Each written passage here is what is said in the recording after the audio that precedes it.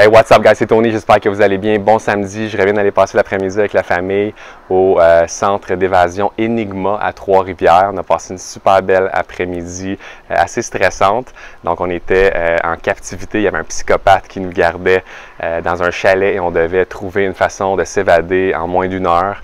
On ne pouvait pas parler pour ne pas faire de bruit et déranger le psychopathe. On devait faire semblant d'être drogué. Donc on a joué le jeu, on a eu des émotions fortes. Surtout de la peur. Je voulais vous parler en fait de cette émotion-là qui est très forte chez les humains. Ces peurs-là, on a des centaines de peurs qu'on peut avoir. On peut avoir peur du rejet, on peut avoir peur du changement, on peut avoir peur de vivre des émotions difficiles, on peut avoir peur de plein de choses. Et souvent, ces peurs-là, ils vont nous empêcher de faire ce qu'on doit faire, de passer à l'action.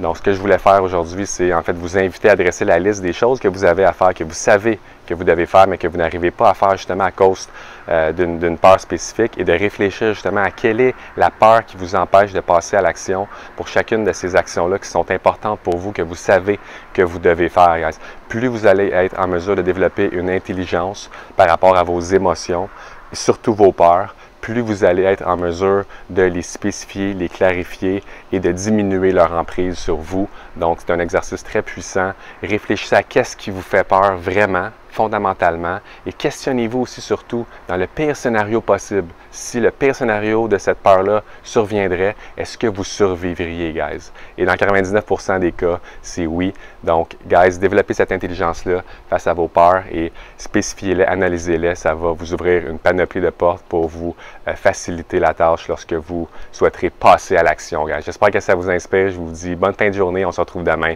Ciao!